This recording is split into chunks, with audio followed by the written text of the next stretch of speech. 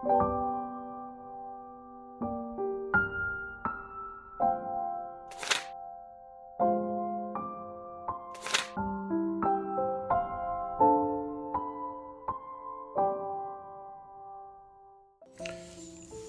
santos nga ebanghelyo yan ang adlaw, Biyernes, han katluan kag-usa nga semana, han ordinaryo nga panahon, han liturhiya, han simbahan nga Katolika. Kinuha didan ebanghelyo nga sinurat ni San Lucas, ika-10 nga kapitulo, siya pa tubtub nga dahan 8 nga bersikulo. Nagsiring Jesus han iya mga tinunan, mayada hadto sa nga riko nga mayada niya tinapuran. Nasumata nini nga riko nga tao nga gingkikinaragan la han tinapuran an kwarta han iya agaron. Sanglit iging patawag ini nga tinapuran ngan ginsiring. Ano ba ini nga akon himbabatian hiunong haimo? Hala, tuhaya, tadaw ini han nga tanan nga akon igintapod haimo, kay diri ka man nagiging tinapuran ko. Nagsiring hayaan nga haw ini nga tinapuran ta, kukuhaon na daw haakon an akon, agaron an akon pagkatinapuran. Ano daw ang sadang kubuhaton? Diri man ako mailobhin paghurnal, kay maluyahon ako, ngan makarawudhin pakilimos. Yana maaram ako kun ano an akon bubuhaton.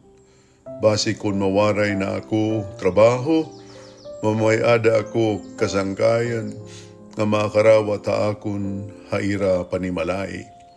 Sanglit iging patawag niya an nga tanan nga mga nakautang niya garon. Ginsiring niya an siyahan, peraan imo na utang han akon agaron. Usa ka gatos nga baril han lana hin olibo nagbaton hiya. Nagsiring haiya ang tinapuran iya. Iini an imo resibo lingkod ngan liwata. Ibutang kaliman la ka baril. Nagpakena ang tinapuran halain nga nakautang ikaw, pera an imo na utang. Usa ka gatos ka bakid nga trigo. Nagbaton hiya, nagsiring haiya, an tinapuran iya, ini animo resibo lingkod, ngan liwata ibutang kawaluan, la. Nagdayaw haiya an agaron hiningang tinapuran at diri tangkod, ngan tungod han iya kamaaram. Kayan mga tao hininga kalibutan labi pa, kamaaram, in pagdumarahan ira mga buruhaton, kayhan mga tao nga sakop han kapawa. Mga kabugtuan ko kang Kristoan maupay nga sumatan aton dayon nga kataluwasan, paghimayaon ka Ginoo. Nagtikang pala kita han bulan han Nobyembre, diin aton ginsalinurog, ang dako nga misteryo han pagkausahan mga santos. Diin aton gimpasalamatan ang Diyos, han mga kasantusan, nga adtohan kahimayaan han Diyos, ug aton liwat ginampo, ang mga naging sasakit pa, nga mga kalag, nga nanginginahanglan ang aton mga tambulig ug mga pagampo, sugad man mga sakripisyo.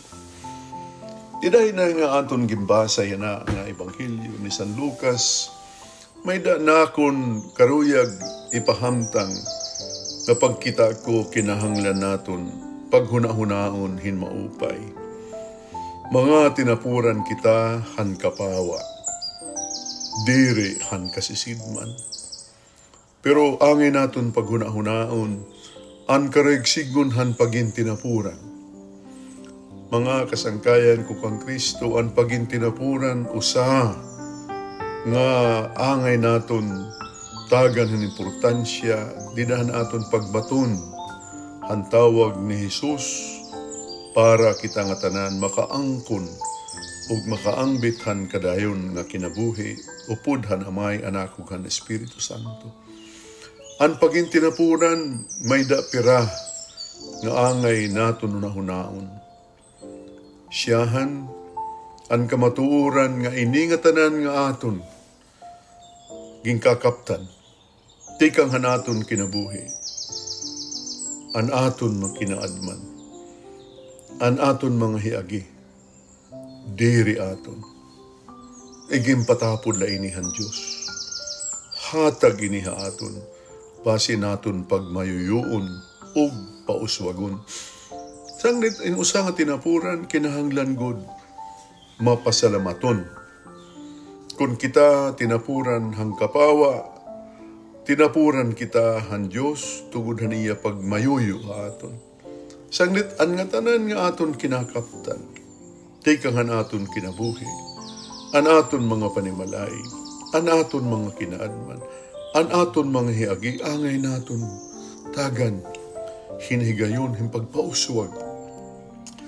pag-atamanon naton usa nga paagi himpagpasalamat sa Dios nga iningatanan iya ug angay naton ibalik ka iya pinagin maupay nga mga binuhatan maupay nga mga binuhatan diri himpaglinguhan ibang nga tao sugad ang gimbuhat hini na tinapuran nga maraot ang binuhatan lugod amo ang pagbulig hadto nanginginahanglan tungod kay nanginginahanglan hira han aton tambulig an pagintinapuran mga kabugtuan diri la pag-amkon ang mga butang pero pagpauswag hanaada ha aton sugad man pagpaangbit base naton ipakita han Dios nga naghatag ha aton nga kita mapasamaton o kita mahinatagon ngadto han aton ing kasitao ini nga mga gimbubuhat han tao nga mapasalamaton ngan mahinatagon nagpapakita han pagin matuod nga tinapuran nga kamatuoran amo an kaligsingon han pagin tinapuran han kapawa mga kabugtuan ko kang Kristo hadiri maiha nga panahon magsasalinurog kita hanggatang pusan han tuig nga ordinaryo han liturhiyan singbahan nga Katolika masulod kita nga dahan panahon han Adviento diin may daahalarom pa nga panunahuna o pamurubuot niya hatag aton han aton singbahan base kita mahirani kan Jesus nga aton manunubos didahin nga ebanghelyo ni San Lucas tagi ta importansya ang grasya nga aton nakarawat ang grasya nga angay naton ihatag sa Dios balik pinaagi han pagbulig kan aton ing kasitao maupay nga adlaw kaiyo nga tanan.